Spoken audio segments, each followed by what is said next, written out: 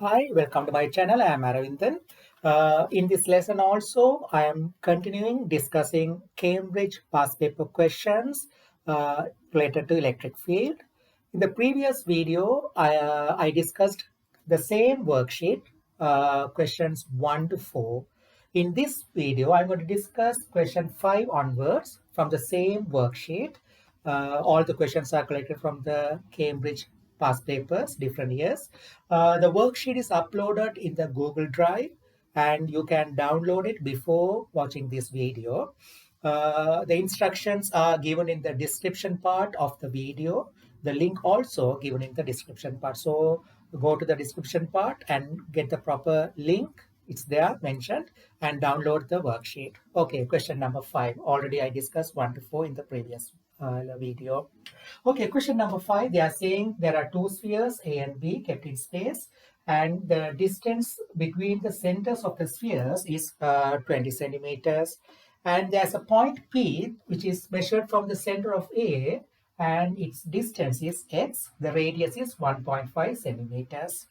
Okay, and also they are giving this graph how the electric field strength, that is the net field strength. Okay, both charges are carrying, both spheres are carrying charge, but they are not carrying same magnitude of charge. They are carrying different magnitude of charges. So how the net electric field strength varying in the region between the two spheres are given by this graph.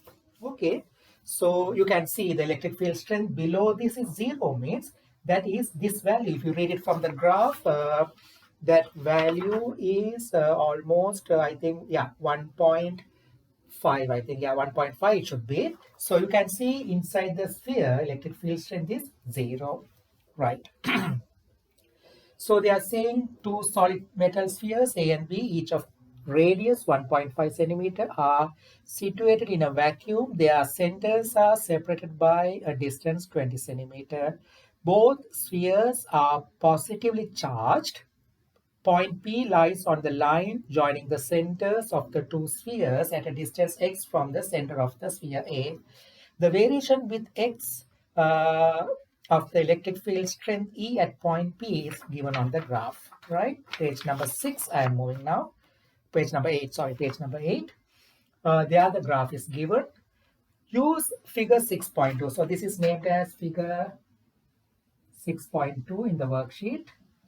6.2 to determine the ratio of magnitude of charge on sphere A or magnitude of charge on sphere B. So that is, they are asking to find they are asking to find charge of A over charge of B, how much? That's the first part question. Okay, that's easy. So from the graph, you can see this. I didn't mark all the values when I drew it on the board. You can get it on the graph when you download the paper from the description part. You can see at 11 centimeter x, when the x is 11 centimeter from the center, the electric field strength is 0. That means at that point, the electric field strength is 0, means it's a null point. So I can say at that point 11 centimeter electric field strength is 0, means I can say, so this is the question, so I'm going to find it. I can say E1 equal to E2 at 11 centimeter from the center of A. Is it? That is 20 centimeter, that's distance between the two spheres. So I can say QA over 4 pi epsilon naught R1 square is equal to QB over 4 pi epsilon naught R2 square. R2 is the distance of that point from the center of B. Okay, so 4 pi epsilon naught, 4 pi epsilon naught get cancelled. Or you can use KQA, KQ R square, anything you can use. Okay, so now I'm going to get QA over R1 squared is equal to QB over R2 squared. So QA over QB is the question. That is R1 over R2 all things squared. R1 square over R2 square. I can say R1 over R2 all things square. R1 is the distance of that particular point where the null point occurs from A, that is 11. So 11 over, okay, that is 11 over 9, because this is 20, this is 11 means that is 9, 9 all this squared, solve it, you will get the answer that will be equal to 1.5.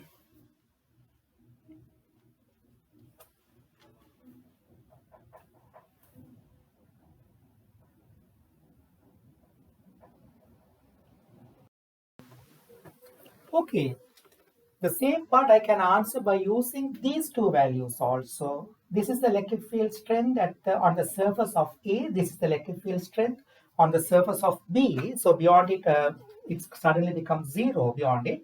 So that is the surface of B, right? So the electric field strength at the surface of B is 32. So you read it from the graph, right? So I can use that information to find the same answer. See, we'll check whether we are getting the same answer. I can say electric field strength on the surface is given as E equal KQ over R squared or Q over 4 pi epsilon naught R squared. Right, both have the same radius, 1.5 centimeters. So I can say KQ over R squared, is it? That is on the surface on the surface. So, okay, the electric field strength for A, on its surface is 48. So I can say 48 equal KQA over R squared. For B, the electric field strength is 32. So 32 equal KQB over R squared. Both have same radius. They are giving it also, it's shown on the diagram. So divide equation 1 by equation 2. I need QA over QB. So if you divide, K will get cancelled, R squared will get cancelled. So QA over QB equal to 48 over 32. That also 1.5. So either way, you can answer the same question. That's the A part of question 5.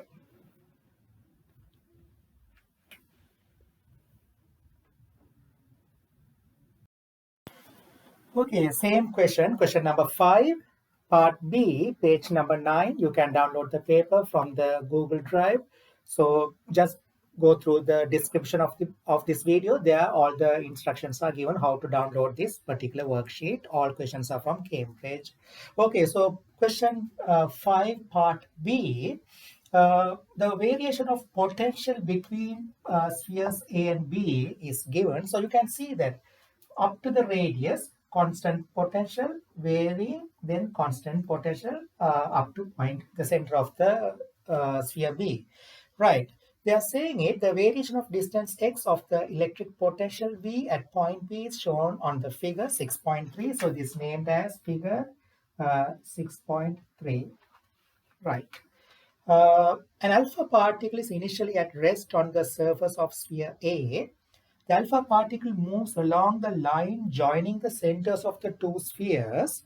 Determine for the alpha particle as it moves between the two spheres its maximum speed we need to find. That is B part, first part, question number 5, B part, first part, we need to find the maximum speed. Okay, first you should know what is alpha particle. Alpha particle is the helium nucleus. So its charge is plus 2 times charge of an electron. It's a positive charge. So charge of alpha particle is 2 into 1.6 10 to the power minus 19 Coulomb. And it consists of 2 protons and 2 neutrons. Mass of proton is almost equal to mass of neutron. Mass of proton, neutron are given in the data sheet 1.6 10 to the power 9.11 10 to the 1.67 10 to the power minus 27 kilogram, 1.66 10 to the minus 27 kilogram. Yeah, it's given in the data sheet. So mass of a helium nucleus is 4 times the mass of a proton, right? That is not a problem. You can get the data from the data sheet of the question paper. I didn't put those things. You can get it in the actual question paper, the data sheet. Okay, so they asked to find the maximum speed. Okay, so it's released from rest. So you can see that it's moving from higher potential to lower potential, high potential to lower potential. So the potential is varying like this. So this is the potential of sphere A. You can see that potential is decreasing, then increasing, but it's not coming to the same level. So they ask him to find the maximum speed. So maximum speed occurs when there is maximum work done on it, is it? So whenever there's a maximum work done by the electric field on the alpha particle, is a positively charged particle. So whenever there's maximum work done on it, it will get the maximum kinetic energy. That will be the maximum speed. Right. So when it moves from surface to this point, the potential difference will be maximum. If you find the potential difference, this potential minus this potential, so the potential difference is going to be a negative quantity. So work done is going to be a negative quantity. So I told that whenever work done becomes negative, the particle will gain kinetic energy. Is it? So I can say work done is equal to Q times delta V, right? So that is going to be charge is alpha particle 2 into 1.6 into 10 to the power minus 19. Delta V, the change in potential 0.18 minus 0.76. You will get a negative work done. That means the charge particle, the alpha particle, is going to get or gain kinetic energy. So solve this, you will get the work done, which is a negative quantity. Okay, so you will get the work done is going to be a negative quantity, right? Minus 1.86 10 to the power minus 19 joule. So that means it's going to gain kinetic energy. So I can say gain in kinetic energy is equal to, this is the work done by the electric field. That's the reason it's gaining kinetic energy is equal to work done. So half mass is 4 times 1.66 10 to the power minus 27. That's the mass of alpha particle, which consists of 2 protons, 2 neutrons, into V squared.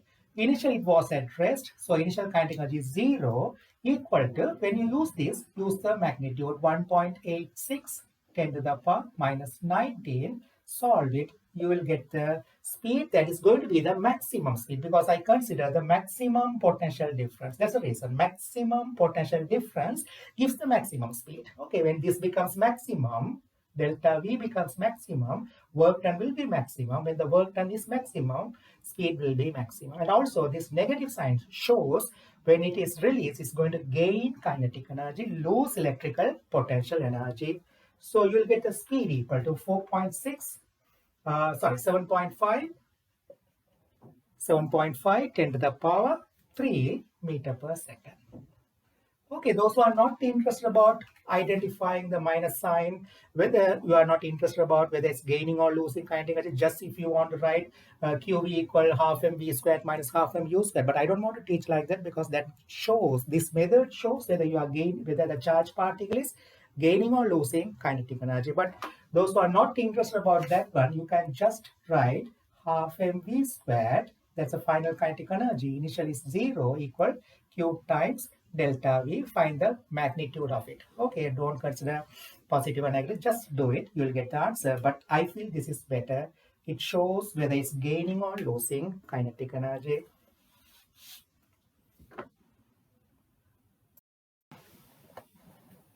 Okay, next part, that is part 2 of B part, second part, page number 9.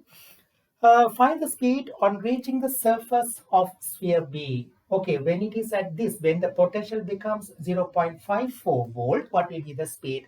Okay, you can do, since you know the speed here, you can do from here to here. So when it moves from here to here, look at here, it's going to the potential is increasing. So the final potential is larger than initial potential. So work done is going to be positive quantity. So work done is going to be positive quantity, means certainly it will lose its kinetic energy. If you want, you can consider these 2 points and find the velocity, final speed if you want, or you can use these two. Compared to these 2 points, this is smaller potential, this is larger potential. So if I consider these two potential, this is the potential at B. If I consider these two potentials, I will get the final velocity which is greater than initial velocity, because final potential minus initial potential, it's going to be negative quantity. Work done is going to be negative quantity, so it will gain kinetic energy. It was at rest, so I can find the speed here. That is easier. But if you want, you can consider these 2 points and find the potential difference. I'll do both methods. This potential minus this potential, there it's going to lose the kinetic energy. I'll do both methods, but if you consider these 2 points, that is easier to answer. Okay, so I can say I consider the points from surface of A to surface of B, right? So from surface A to B, I consider. So their work done is equal to Q times delta V. So that is Q is 2 into 10 to the power, 2 into 1.6 into 10 to the power minus 19 times the potential is 0.54 minus 0.76. So here you will see the work done is going to be negative quantity. Okay, so here minus 7.04 10 to the power minus 20 joules when I consider A to B. So that means again it's going to gain kinetic energy when it moves from A to B, right? So I can say now this is the work done. It's going to, charge particle is going to gain kinetic energy. So I can say gaining kinetic energy half into the mass of the alpha particle 4 times 1.66 10 to the power minus 27 into v squared, that is the final speed. Initially it was at A, the speed was 0, is equal to the work done, that is the gain in kinetic energy, that is 7.04 10 to the power minus 20. Solve it and find the speed V. You will get 4.6 10 to the power 3.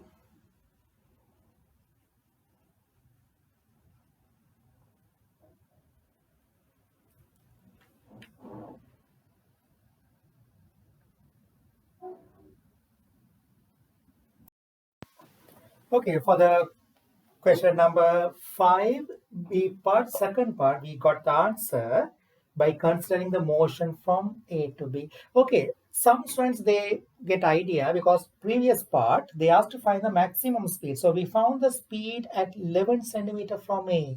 So some students, they try to continue the calculation for the motion from that 11 centimeter to surface B. So those who are considering that way, that you won't go wrong. You will get the answer. Correct answer will be obtained. But only thing you need to follow the proper method. So you can see when it moves from 11 centimeter to surface of B, the potential is increasing. Potential difference is going to be positive quantity. Work done, see I did it like this, work done is going to be a positive quantity. So I told that earlier. So when the work done become positive quantity, the particle will lose its kinetic energy, right? So work done is 1.15 10 to the power minus 19 joule when it moves from 11 centimeter to the surface bead. And there the equation should be loss in kinetic energy, because when the work done become positive, it will lose kinetic energy. So loss in kinetic energy equal work done, right, against the electric field. So loss in kinetic energy means initial kinetic energy at 11 centimeter, that is half times mass times 7.5 10 to the power 3 all things squared. This we found in the previous part, that is B part, first part, maximum speed minus speed on the surface half into mass into V squared, that is equal to work done against the electric potential, that is 1.15 10 to the power minus 19. Careful. If you write this other way, you will go wrong. So when you solve it, you will get exactly the same answer what we got in the first method. But I feel this is easier when you consider the motion directly from A to B, that is easier.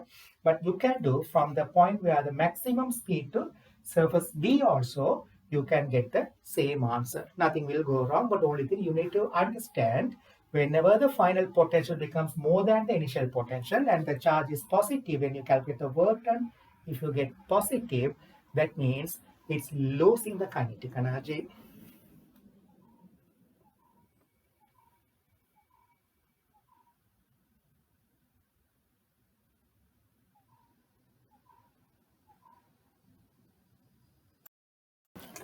Okay, question number 6, page number 14 in my worksheet. A part. For any point outside a spherical conductor, the charge on the sphere may be considered to act as point charge at its center.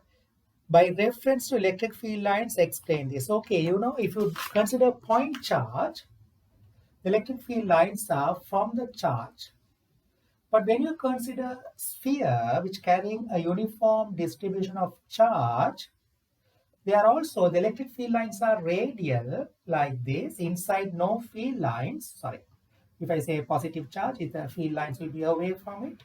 But if I extend the lines, but actually field lines is not there, but if I extend it, it looks like it comes from a point, is it? So we assume, we can imagine the field line is coming from the center where it consists of a point charge. The whole charge is concentrated at the center. We can assume like that. But actually that is the idea of Gauss law. The word Gauss law is not in your syllabus, but the application is in your syllabus. So the answer for that, you can say like this. The answer can be given as the electric field lines are radial. You can say 1 mark. Electric field lines are radial. And the field line, when the field lines are extended, they appear to meet at the center of the sphere. Okay, when the field lines are extended, they appear to meet at the center of the sphere. Okay, that's the answer for A part. Okay, B part. An isolated spherical conductor has charge Q as shown in figure 6.1. This is the diagram. And they have given the point P is movable point that at any one time it's a distance x from the center of the sphere. So that is the point P. This is x. The distance is marked as x on the diagram figure 6.1. Right. The variation with distance x of the electric potential at point P due to the charge on the sphere is shown here. So this is the variation of electric potential of variable point P from the center. You can see the shape of the graph that is named as figure 6.2 in my worksheet. Okay, so that's a variation of electric potential. So the first part of question 6, that is yeah, that's the first part, B part, first part. So this is belong to B part, this graph. So B part, first part, use figure 6.2, that is this graph. Okay, use figure 6.2 to determine the electric field strength, capital E, at point P where x is 6 centimeters. So from the graph you can read it. It's a grid. So at 6 centimeters, if you read it, you will get 5.4 into 10 to the power 3 volt. Right? So they asked you to find the electric field strength at 6 centimeter. So we know the electric potential at 6 centimeter, that is 5.4 10 to the power 3, that is 5400 volt. And they asked you to find the electric field strength. So it can be found in two different methods. Okay, first method, you know that already I told that in my previous lessons also. Electric field strength E is equal to minus dV over dx. Anyway, you don't have calculus, but you know that is the gradient of the tangent of the voltage x graph, is it? So at 6 centimeter, if I draw a tangent to the graph, bit difficult, you can keep the ruler like a tangent. If you draw the tangent to the graph at 6, you will get a negative gradient because slope is like this. But multiplied by minus sign, you will get the electric potential. So draw a tangent to the graph at 6 centimeter and find the gradient of the tangent by taking 2 points on the tangent you drew and find the gradient of it. That will be the electric field strength. So there, the answer you will get if you do that way. Mark scheme is accepting 9 into 10 to the power minus 9 plus or minus 1.2. I think 1.2, yeah. So that means 7.8 to 10.2, 10 to the power 9, they are accepting, because you know when you are drawing tangent manually, you won't get exactly the same answer. Right, that is method 1 for the finding the electric field strength at 6 centimeter. So another method also I can use the equations, right? This is method is right. Okay, that is one method. Those who like to do, draw the tangent and find the gradient of the tangent. Second method, I know that potential is given, but I don't know the charge on it. They are saying simple Q. We know the equation for potential V equal KQ over R, or KQ over distance. So we know the potential 5.4 10 to the power 3 equal K. We know the value of K. We'll substitute it, or we can get cancel it when we divide. We'll see. Q we don't know. And the distance R 6 centimeter. So 0.06. Keep it as equation 1. The question is electric field strength, is it? So this equation when we use, we assume the charge is concentrated at the center, right? So electric field strength at that point E equal KQ over R squared. Is it KQ over R squared? That is KQ over R squared is 0.06 squared. Equation 2. Okay, I think now you will get the idea what I'm going to do. Divide equation 2 by equation 1. So divide 2 by 1. That is E over 5.4 10 to the power 3. Is it E over 5.4 10 to the power 3? If you divide each other, equal KQ over this divided by this. No, you know KQ and KQ will get cancelled. So finally, what will be there? So I'm dividing 2 by 1. So you'll get 1 over 0.06. Is it? KQ will get cancelled. So I can say like this. You can say KQ over 0.06 squared into, this is the division. So 0.06 over KQ. So KQ will get cancelled, square will get cancelled. So solve it, you will get the electric field strength. So there also answer you will get almost 9 into 10 to the power 9 into 10 to the power 4. Yeah, 9 into 10 to the power 4, sorry. 9 into 10 to the power 4 Newton per Coulomb. Okay. So you can follow one of the method, either this method, okay, drawing a tangent method, or get the equations and divide each other. Both will be the same answer.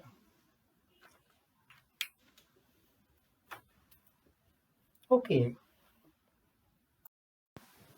Okay, so next part they're asking determine the radius capital R of the sphere, explain your answer. So there's nothing to calculate. So when you see the graph, you know for the sphere, the electric potential is the same at all points, same as the potential on its surface. So you can see the electric potential is constant. So if you read it from the graph, so this is the end of the radius, outside is starting beyond that. So if you take the read it from the graph, you will get 2.5 centimeter. So the radius is 2.5 centimeter. So you can say the electric, so the explanation, they are giving 2 marks. You can say well, 1 mark for the value, the other one, you can say the electric potential will be the same at all points inside the sphere. Okay, you can say the potential is constant or the same at all points inside the sphere. So from the graph, 2.5 centimeter, that is the radius of the sphere. Okay, the last question in this worksheet, question number 7, page number, I think 15. Yeah. Okay, so there an alpha particle is traveling in a vacuum towards the center of a gold nucleus, right? As illustrated in the figure 5.1. So all the information are given. Charge is 79 times of charge of electron. One is positive charge, and energy is of the alpha particle also given. The gold nucleus has charge 79 e. The gold nucleus and the alpha particle may be assumed to behave as point charges. At a large distance from the gold nucleus, alpha particle has energy of 7.7 10 to the power minus 13 joules. The alpha particle does not collide with the gold nucleus. Show that the radius of the gold nucleus must be less than 4.7 10 to the power minus 14 meters. So they are saying it's not colliding. The alpha particle does not collide with the gold nucleus. Okay. So this you learn in IGCSE, the alpha particle scattering experiment. Based on that, this calculation is given.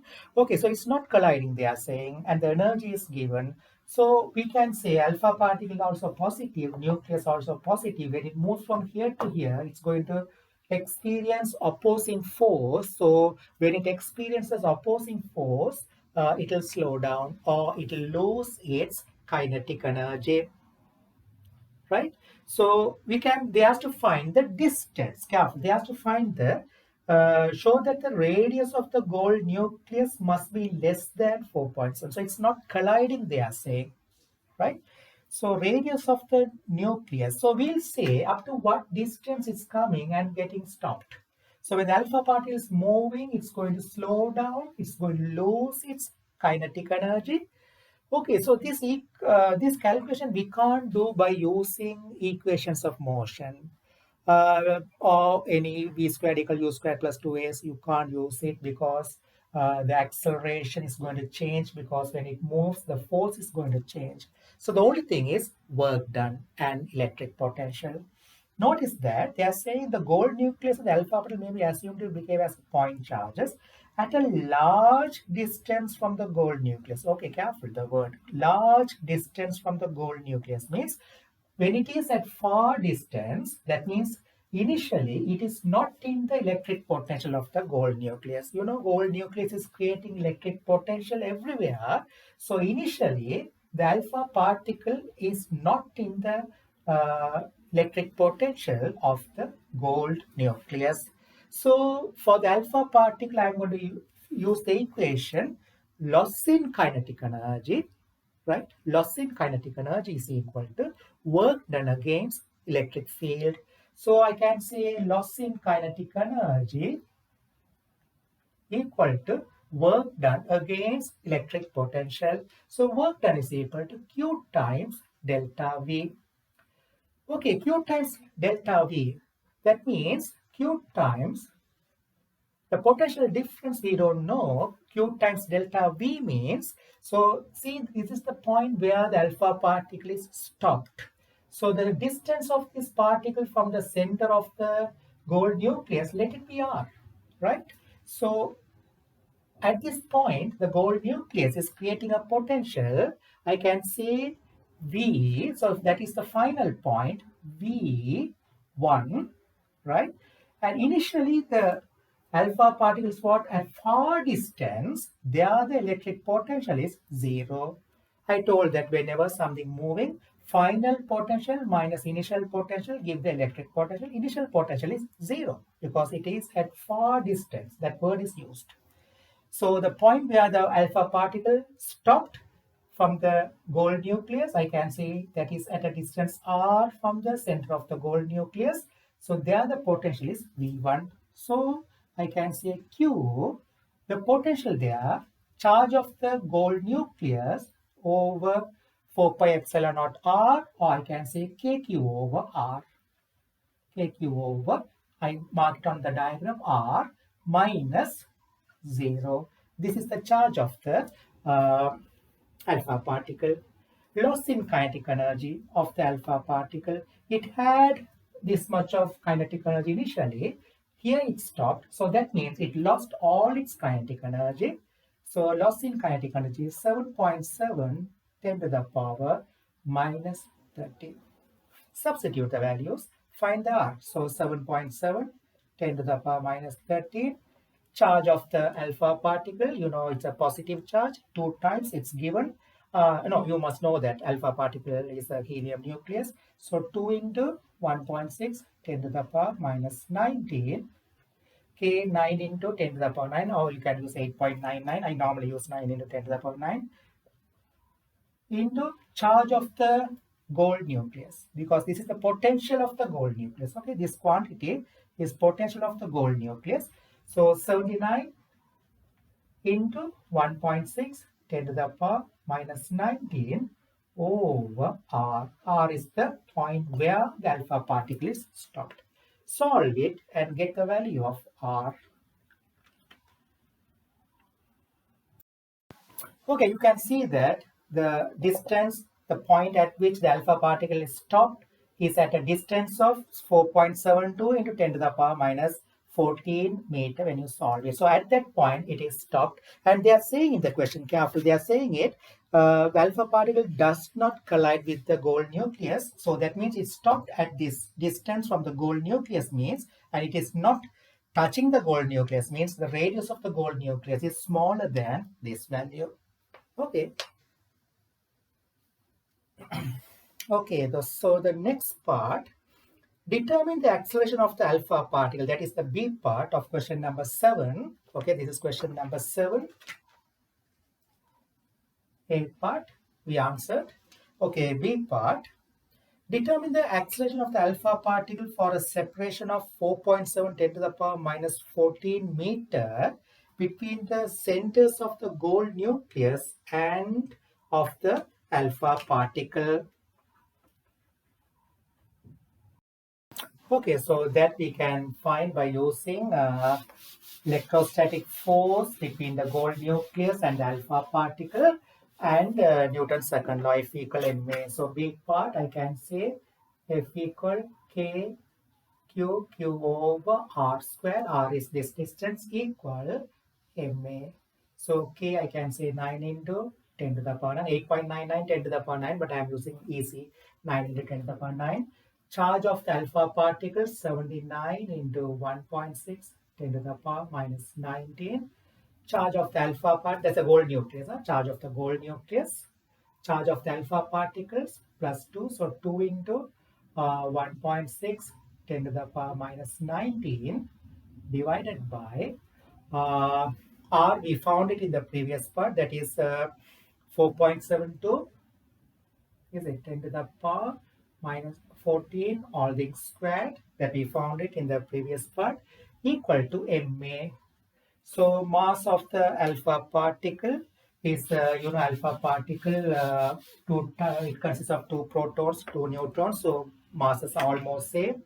4 into 1.66 10 to the power minus 27 times A. F equal ma. Solve it, you will get the acceleration. So acceleration will be 2.5 10 to the power 27 meter per second squared.